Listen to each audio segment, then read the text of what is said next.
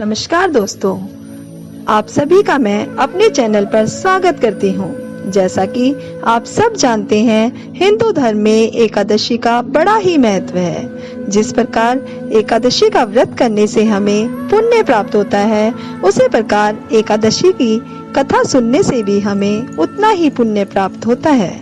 आज मैं आपको बरूथनी एकादशी की कथा सुना रही हूँ। यह वैशाख मास के कृष्ण पक्ष में आती है।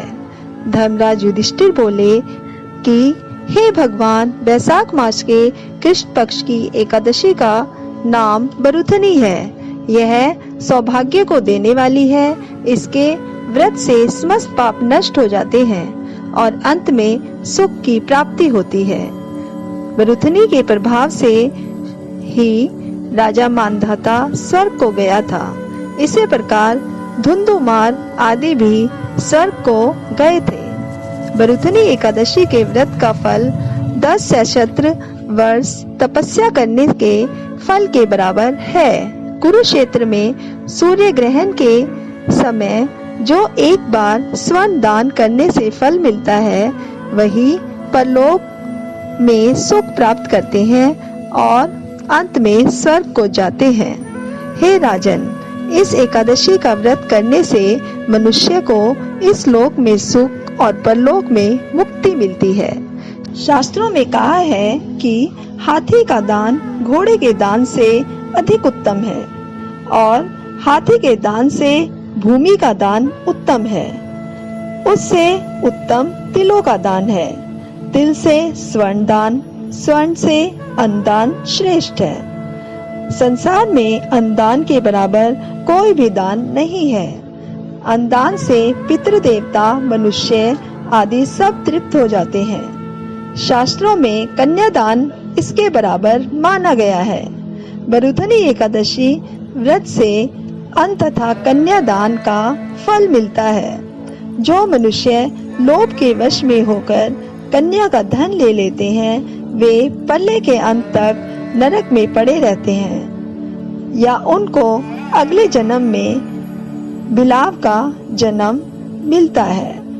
जो मनुष्य पुण्य एवं यज्ञ सहित कन्यादान करते हैं, उनके पुण्य को चित्रगुप्त भी लिखने में असमर्थ हो जाते हैं। जो मनुष्य इस बरूथनी एकादशी का व्रत करते हैं, उनको कन्यादान का फल मिलता है।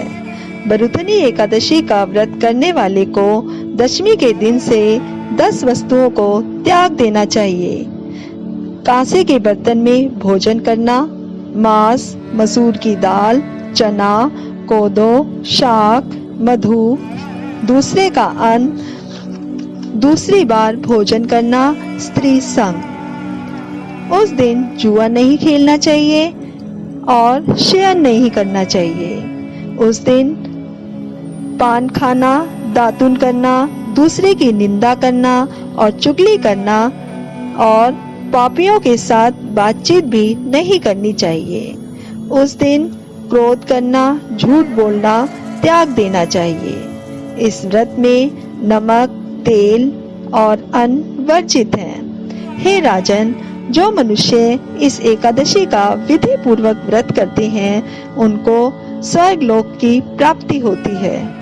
अतः मनुष्यों को पाप से डरना चाहिए और जो मनुष्य यमराज से डरते हैं, उनको इस बरूथनी एकादशी का विधि पूर्वक व्रत करना चाहिए। इस व्रत के महात्म्य को पढ़ने से या श्रवण करने से सहस्त्र गोदान का फल मिलता है। इसका फल गंगा स्नान करने के फल से अधिक है। धन्यवाद दोस्तों। अगर आपको यह वीडियो पसंद आई हो तो इसे लाइक करें, अपने परिवार और दोस्तों के साथ शेयर करें। हमारे चैनल को सब्सक्राइब करना ना भूलें।